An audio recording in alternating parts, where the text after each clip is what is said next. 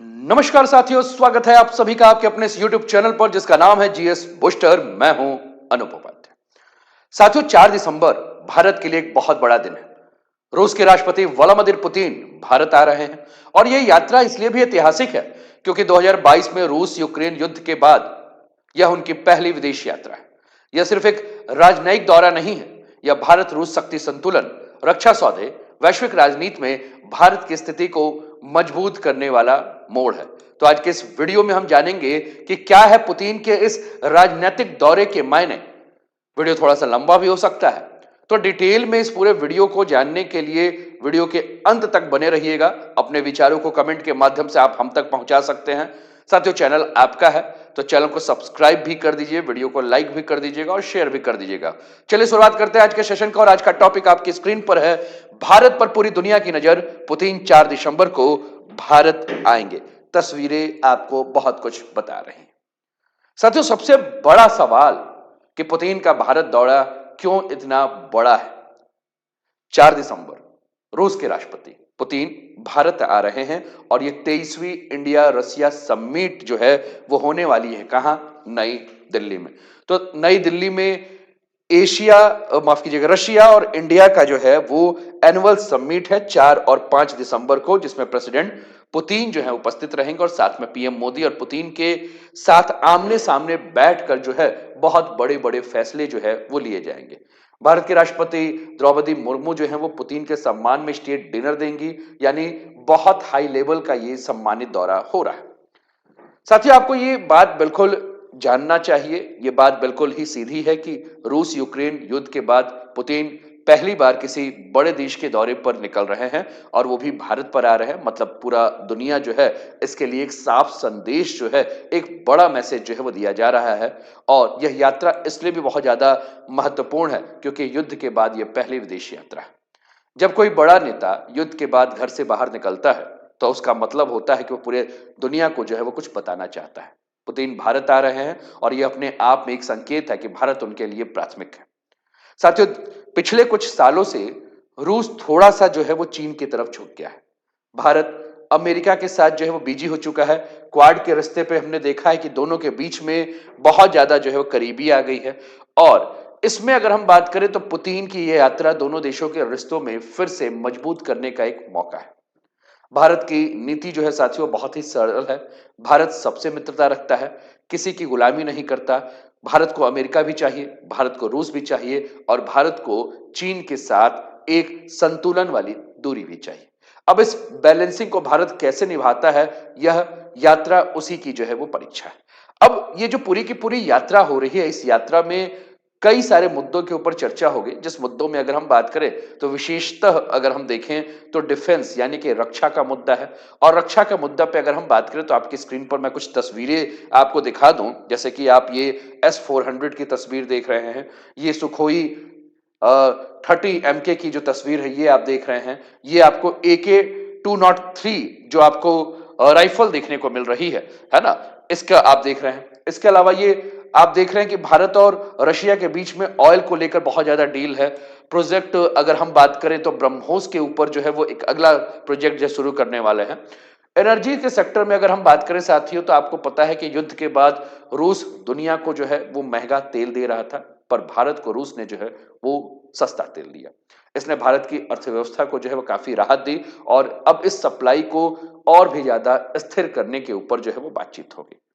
व्यापार के क्षेत्र में अगर हम बात करें तो भारत रूस से तेल लेता है और बदले में भारत रूस को दवाइयां देता है, चावल देता है, मोबाइल के पार्ट्स जो है वो देता है।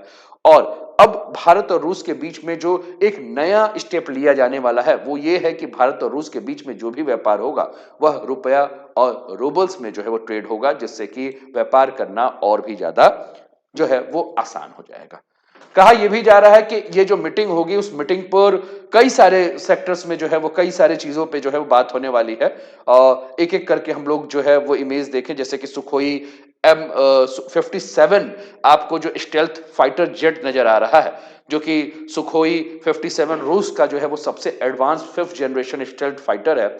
और रूस ये कह रहा है कि भारत चाहे तो वो भारत को जेट देने के लिए तैयार है। भारत को भी AMCA जो है भारत की जो 5th जनरेशन की जो टेक्नोलॉजी है, जो फाइटर प्लेन है, उसके आने में अभी देर है तो इस गैप को भरने के लिए भारत को आवश्यकता जो है वो किसकी है? सुखोई की। मतलब कि ये सौदा जो है वो दोनों देशों के लिए जो है फायदेमंद हो सकता है। टेक्नोलॉजी भारत को भी दे सकते हैं और साथ में भारत को रशिया कोऑपरेट करेगा कि वो जो है वो मिलकर इस पर काम करें। इसके अलावा आप S-400 मिसाइल सिस्टम को कैसे भूल सकते हैं? S-400 मिसाइल सिस्टम ये वही मिसाइल सिस्टम है जिस मिसाइल सिस्टम ने ऑपरेशन सिंदूर के समय भारत को जो है वो बहुत ज्यादा सहयोग किया था। आप इस तस्वीर को जब भी देखेंगे तब आपको ऑपरेशन सिंदूर जो है वो देखने को मिलेगा।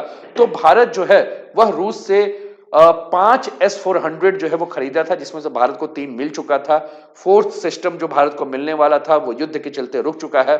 ऑपरेशन सिंदूर में हमने कहा कि पाकिस्तान के खिलाफ इस S-400 ने जो है वो कमाल का प्रदर्शन किया था। अब भारत ये चाहता है कि वो S-400 को जो है वो और ज्यादा जो रुका हुआ है उसको ले। इसके अलावा भारत रशिया के साथ ब्रह्मोस के क्षेत्र में अगर हम बात करें, आप जान रहे हैं ब्रह्मोस जो है वो भारत और रशिया का संयुक्त मिसाइल सिस्टम है। अब ब्रह्मोस 2 के ऊपर जो है, जो ब्रह्मोस का अगला वर्जन है, इस पर जो है वो भारत और रशिया मिलकर जो है संयुक्त मिसाइल निर्माण करना चाहते हैं, जिस पर चर्चा जो है वो हो सकती है और इसकी रेंज को बढ़ाकर 1500 किलोमीटर से ऊपर करना है। इसके अलावा इस मिसाइल सिस्टम को जो है वो नौसेना के लिए, नई वॉरशिप के लिए जो है इसको तैयार करना है। यानी कि ब्रह्मोस का जो अगला रेंज आने वाला, अगला जो वर्जन आने वाला है, कहा जा रहा है कि बहुत ज्यादा खतरनाक है। और ये ब्रह्मोसी है जिसने कि पाकिस्तान को घुटने के बल पर ला दिया। पाकिस्तान नहीं, अमेरिका को, जो ट्रंप आपको बार बार अलग अलग प्लेटफॉर्म पर इस बात को कह रहे हैं कि भैया इतने रफाल गिरा दिए, इतने रफाल गिरा दिए, इतने रफाल गिरा दिए। फ्रांस ने कहा कि सब कुछ जो है कोरा बकवास है, एक भी रफाल नहीं गिरा है। आज ट्रंप को जो पाकिस्तान के पीछे से जो बातें कहने पड़ रही है वो इस ब्रह्मोस का कमाल है, क्योंकि इसी ब्रह्मोस ने पाकिस्तान के उन सारे बेस के ऊपर हमला किया था जहां अमेरिका के न्यूक्लियर वेपन्स रखे हुए हैं, और इसलिए मजबूरी में अमेरिका को जो है वो पाकिस्तान की तरफ से बोलना पड़ रहा है। यानी कि अमेरिका को जो पाकिस्तान का बचाव करना पड़ रहा है वो पाकिस्तान के लिए नहीं कर रहा है, अमेरिका अपनी इज्जत जो है वो बचा रहा है, क्योंकि वो ब्रह्मोस से जो है वो लात खा चुका है। ठीक, तो ये वही ब्रह्मोस है। अब S-400 के बाद अगर हम बात करें तो पूरा का पूरा फोकस जो है वो S-500 की तरफ भी चल रहा है। S-500 की तस्वीर आपकी स्क्रीन पर है, जो कि एक super advance missile defence system है, जो कि हाइपरसोनिक मिसाइल को भी जो है वो रोक सकता है। और रूस पहले ही संकेत दे चुका है कि भारत चाहे तो भविष्य में वह कॉपरेशन कर सकता है रशिया के साथ मिलकर। यानी कि भारत और रूस मिलकर लंबे समय का जो है वो डिफेंस प्लान S-500 को लेकर बना सकते हैं। इसके अलावा एनर्जी, क्रूड ऑयल को हम कैसे भूल सकते हैं? अगर हम भारत की बात करें तो इस समय भारत पूरे विश्व में अगर हम बात करें तो जिस प्रकार से कच्चे तेल के दाम बढ़े हुए हैं, लेकिन भारत में अगर नियंत्रण है कच्चे तेल के दाम, तो उसमें कहीं ना कहीं रशिया का एक बहुत बड़ा योगदान है, क्योंकि रशिया ने भारत को सस्ते तेल दिए जिससे कि भारत के अर्थव्यवस्था को बहुत ज्यादा फायदा हुआ। रूस भारत को जो है वो सस्ता क्रूड ऑयल दे रहा है और इससे भारत को दो सबसे बड़े जो फायदे हो रहे हैं। सबसे पहला कि पेट्रोल और डीजल की कीमतें जो हैं वह भारत में कंट्रोल में रही, भारत का तेल बिल जो है वो काफी कम हो गया, और इसलिए भारत रूस से तेल खरीदना जो है वो जारी रखना चाहता है। इसको लेकर अमेरिका जो है वो काफी नाराज भी हो चुका था। आपने कई सारे वीडियो पे हमारे साथ इस चर्चा को देखा भी है कि अमेरिका ने भारत के कुछ एक्सपोर्ट्स के ऊपर 25% एक्स्ट्रा जो है वो टैरिफ भी लगा दिया था। अमेरिका बार बार ये कहता है कि भारत जो रशिया से तेल ले रहा है, सस्ता तेल, वह रशिया की अर्थव्यवस्था को मजबूत कर रहा है, और इससे रूस जो है वो यूक्रेन के साथ लंबा युद्ध जो है वो खींच रहा है। यानी कि रशिया अगर यूक्रेन के साथ लंबा युद्ध खींच रहा है तो उसमें भारत का कहीं ना कहीं समर्थन है। यानी कि अमेरिका यही चाहता है कि भारत रूस से तेल लेना बंद कर दे, जिससे कि रूस की अर्थव्यवस्था जो है वो कमजोर हो जाए। हमने जब इस टॉपिक को डिस्कस किया तो हमने रुपए और रूबेल के बारे में बात की। आपके स्क्रीन पर पहले मैं रुपए और रूबेल की तस्वीर दिखा दूं। ये आपकी स्क्रीन पर जो है वो रूबल है, जो कि रशिया का पैसा है, और ये भारत के रुपए की तस्वीर है।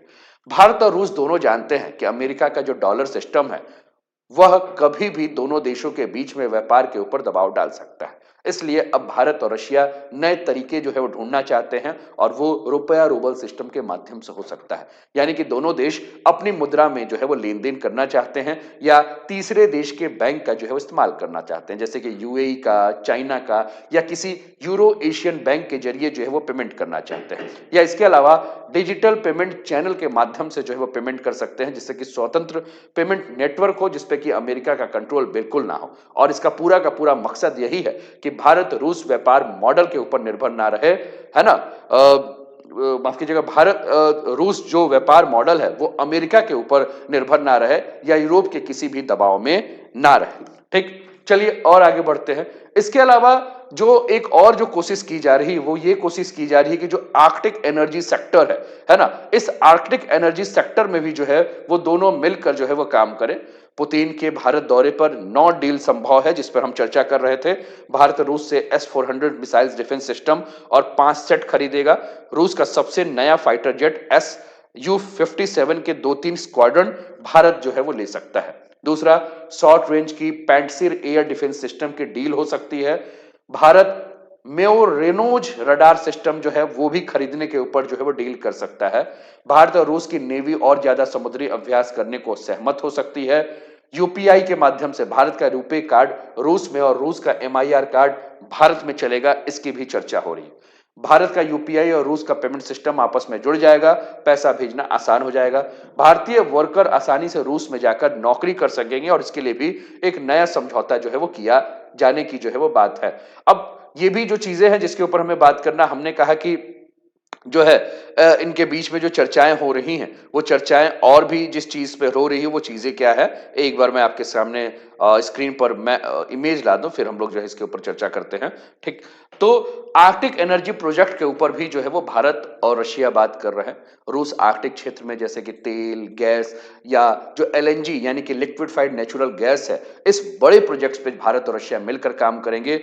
रूस भारत से ये चाहता है कि भारत जो है रूस के इन प्रोजेक्ट्स के ऊपर जो है वो पैसा लगाए, रूस में इन्वेस्टमेंट करे और रशिया के साथ पार्टनर बन के काम करे और इससे भारत की लंबी अवधि तक जो है भारत को सस्ती ऊर्जा जो है वो मिल सकती है। ठीक, इसके अलावा जो सबसे बड़ा है वो है कि जो रूस के अंदर इस समय जो सबसे बड़ी कमी हो चुकी है वो हो चुकी है लेबर्स की, वर्कर्स की। रूस यूक्रेन युद्ध के बाद रूस में technical staff, medical staff, engineer, machine operator जैसे स्किल्ड लोगों की काफी कमी हो गई है।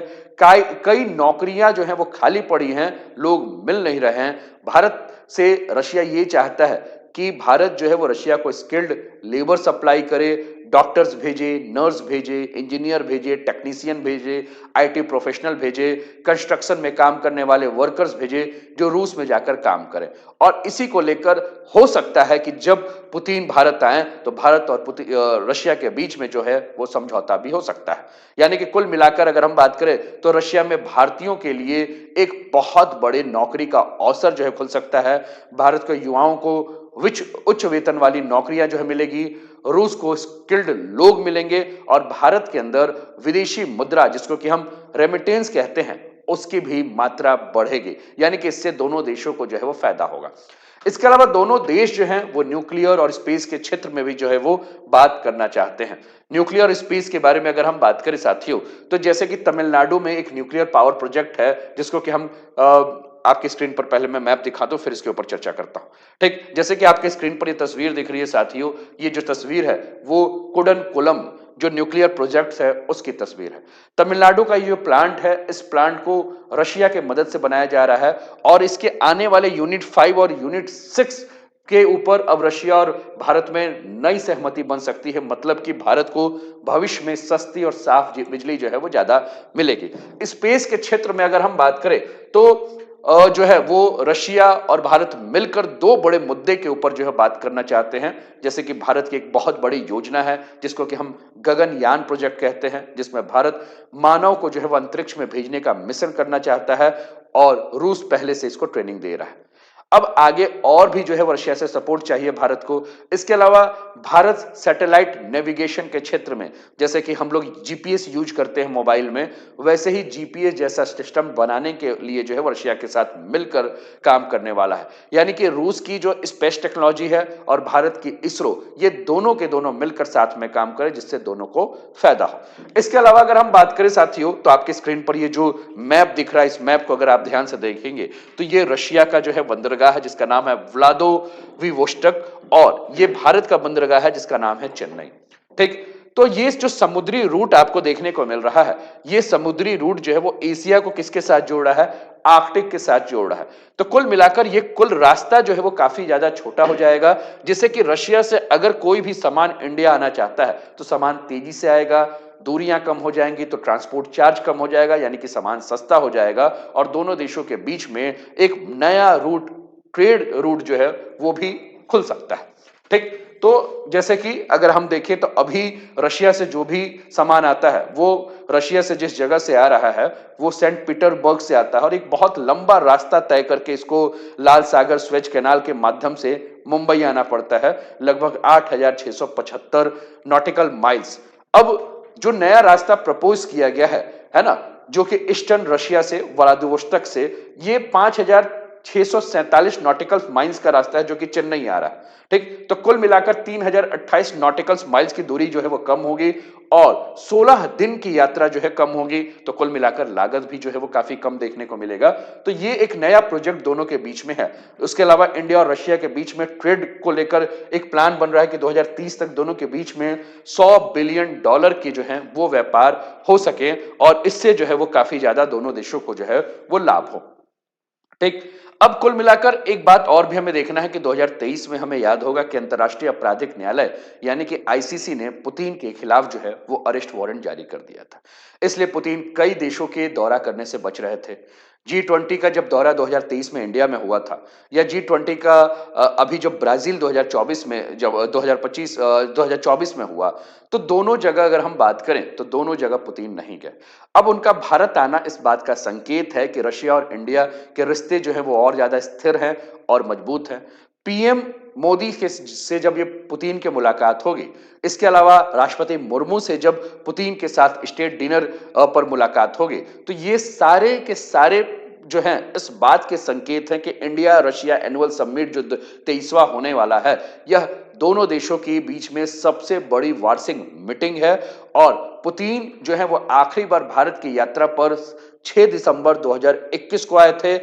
तब से अगर हम बात करें तो उस समय 28 समझौते के ऊपर जो है वो हस्ताक्षर किए गए थे। 2024 में पीएम मोदी 2 बार जो है वो रूस की यात्रा पर गए, ब्रिक्स के मीटिंग में, बायलैटरल मीटिंग में, यानी कि पहले से भी रिश्ते और ज्यादा मजबूत हो गए हैं, रिश्ते और भी ज्यादा गहरे हो गए हैं। जब रिश्ते मजबूत और रिश्ते गहरों की बात करें तो आप इस तस्वीर को कैसे भूल सकते हैं, जिस तस्वीर के माध्यम से कहा जाता है कि हमारे प्रधानमंत्री के अगर प्राणों की किसी ने रक्षा की थी तो वो पुतिन ने की थी।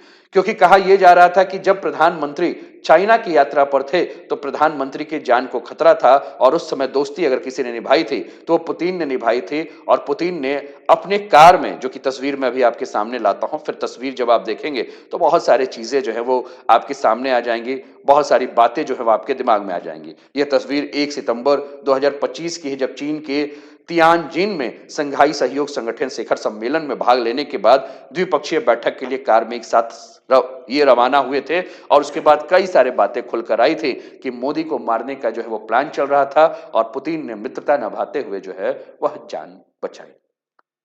तो कई सारी बातें हैं ऐसे। आपको क्या लगता है? आप भी अपने विचार लिखते रहिएगा साथियों। लेकिन अंततः हम ये कह सकते हैं कि पुतिन की ये जो भारत की यात्रा है, यह मात्र एक दौरा नहीं है, यह भारत रूस के रिश्ते के अगले 10 साल का रीसेट करने का मौका है। डिफेंस में नए fighter jet, missile system, BrahMos का अगला वर्जन, एनर्जी में सस्ता तेल और नया पेमेंट सिस्टम, जॉब सेक्टर में भारतीय स्किल्ड वर्कर्स के लिए बड़े अवसर, न्यूक्लियर, स्पेस, पोर्ट कॉरिडोर में जैसे लंबे प्रोजेक्ट, और 2030 तक भारत और रशिया के बीच में $100 बिलियन का व्यापार का टारगेट। ये सब दिखाता है कि भारत और रूस अभी भी एक दूसरे के लिए सबसे भरोसेमंद रणनीतिक पार्टनर है। अंतर्राष्ट्रीय राजनीति में चाहे कितना भी दबाव हो, पर भारत और रूस अपने रिश्ते को स्थिर, संतुलित, मजबूत बनाए रखने के लिए काफी ज्यादा गंभीर है। क्या मेरी बातों से आप सहमत हैं? अगर सहमत हैं तो अपने विचार को फटाफट अपने उंगलियों को चलाइए और मोबाइल पर टाइप करके अपने विचारों को हम तक भेज दीजिए।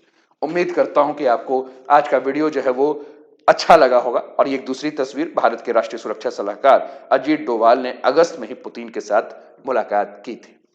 तो वीडियो पसंद आया होगा तो अभी तक लाइक नहीं किया तो लाइक कर दीजिए, कमेंट नहीं किया तो कमेंट कर दीजिए, शेयर नहीं किया तो शेयर कर दीजिए और सब्सक्राइब करना तो आपकी नैतिक जिम्मेदारी है। तो अपनी नैतिक जिम्मेदारी का पालन कीजिए, अपना ध्यान रखिए, स्वस्थ रहिए, मस्त रहिए, तंदुरुस्त रहिए, हंसते खेलते मुस्कुराते हुए जीवन का आनंद लीजिए। जय हिंद, जय भारत।